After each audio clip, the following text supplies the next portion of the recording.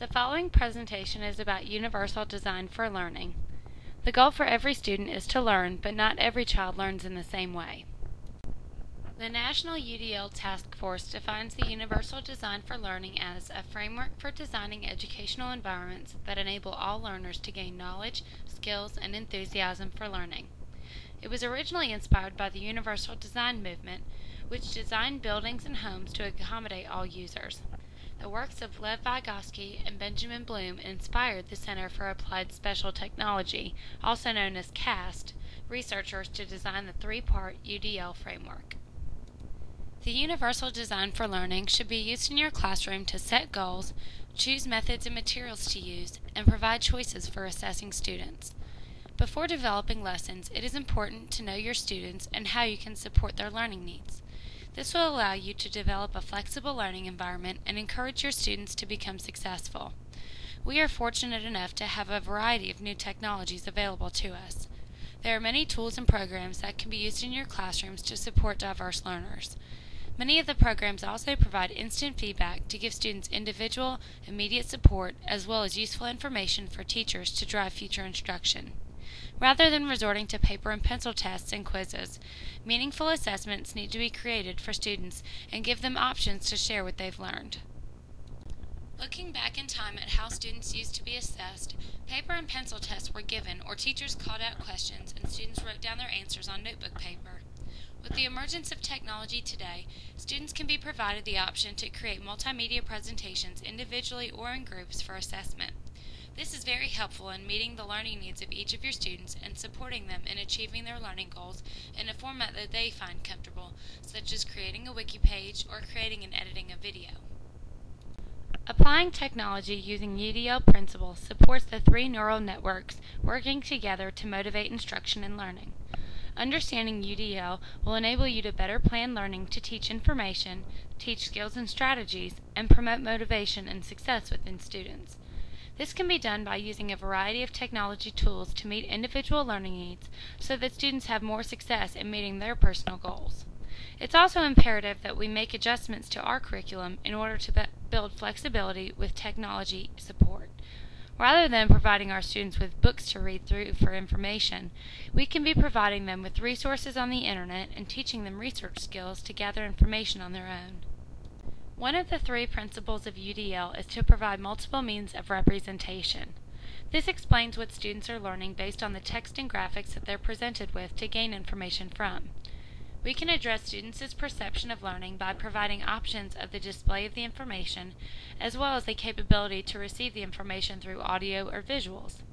We must also evaluate the language and symbols being used to decode text or mathematical symbols, as well as providing a cross-linguistic understanding.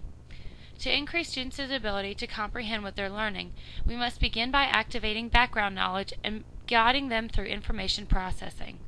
Examples of these are podcasts, charts, models, conducting experiments, and using manipulatives. The next UDL principle promotes providing multiple means of action and expression. This explains the how of learning through physical actions, expressive fluency, and executive functions. We can do this through instruction by giving options for means of navigation, providing assistive technologies and multiple forms of media communication, and guiding goal setting through management of information and resources. Examples of technology that support how students learn are from iPods and iPads, blogs, wiki pages, and PowerPoint presentations. The final principle of UDL is to provide multiple means of engagement. This should be done by recruiting students' interests, sustaining effort and persistence in students meeting goals, and supporting self-regulation. Options for recruiting student interest are to increase students' individual choices and reduce any threats or distractions of extraneous information. By offering varying levels of challenge and support and providing effective feedback, students will be more likely to continue to persevere. We should also serve as a support in students setting their own goals rather than setting goals for them. Students should be able to complete self-assessments to reflect on their own work and evaluate their own learning. Video clips, web quests, and internet research are great examples of ways to engage students and help them understand the why behind learning. Virchow explains the role of technology in UDL and the fact that it embraces the concept of improved access for everyone and applies it to the curriculum materials and teaching methods. The central role of technology is to provide multiple means of presentation, multiple options for participation, and multiple means of expression. Some examples of UDL technologies that we can use in our classrooms are using media tools to present content using audio tapes, videos, and webcasts, or providing headphones and tools that use oral output to assist students with reading difficulties. Pictures and graphics should be provided for visual learners, and e-pals or blogs are great ways to help students connect and communicate with peers globally for collaboration. Students should also be able to personalize their presentations using technology tools such as PowerPoint, blogs, wiki pages, and videos. With the new adoption of the Common Core standards, it is necessary that students are impacted by UDL in the way that they perceive and comprehend information. Students need to feel responsible in a sense of accomplishment for their own work. We as teachers are ultimately here to motivate them to set goals and succeed. The Think Aloud method explains how students should be able to verbalize their thoughts while completing assessments. More than just learning information, we want students to comprehend it and understand how it applies to their life to make the learning meaningful. According to brain research on learning differences, there are 3 neural networks that are affected when applying UDL. Recognition networks are used in the way we present information and content in different ways. This is how students gather facts and categorize what they see, hear, and read. It also is used to identify letters, words, and the author's style through recognition tasks. The strategic network is used to differentiate the way that students organize and express their ideas. This involves tasks such as writing an essay or solving a math problem. The third neural network is the affective network, which stimulates interest and motivation for learning. It explains affective dimensions such as how they get engaged, stay motivated, and are challenged, excited, or interested. When UDL is used correctly in a classroom, instruction and learning is impacted. Every classroom is culturally, ethically, linguistically, and academically diverse. These differences should be embraced and addressed throughout the curriculum to ensure success for all students. Learning should be meaningful to all students and individualized to allow students to share their strengths.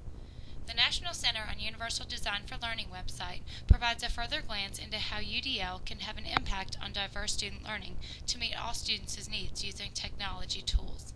The IRIS Center is a very useful tool for locating resources to meet students' diverse needs. The CAST website provides many tools and resources that you will find helpful in implementing UDL in your classroom.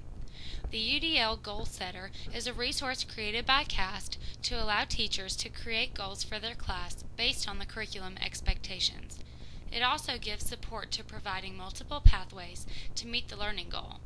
Each team of teachers can share their goals to meet the standards and make adjustments to meet the learning needs of the students in each classroom. The UDL Lesson Builder is a tool that allows teachers to explore models of UDL lesson plans and access tools to help modify lessons.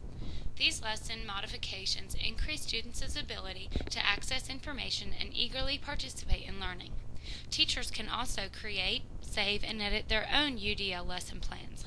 These plans can be shared online with other teachers as well. The UDL Image Collector is a great tool to address the needs of visual learners. CAST created these tools to allow teachers to find and describe images relating to their curriculum to address the needs of visual learners. They can be used to clarify and communicate concepts.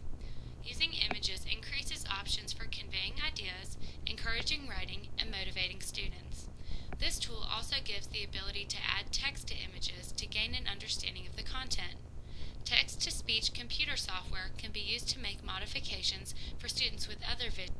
I hope that you have found this presentation helpful in gaining a better understanding of what UDL is and how it should look in our classrooms.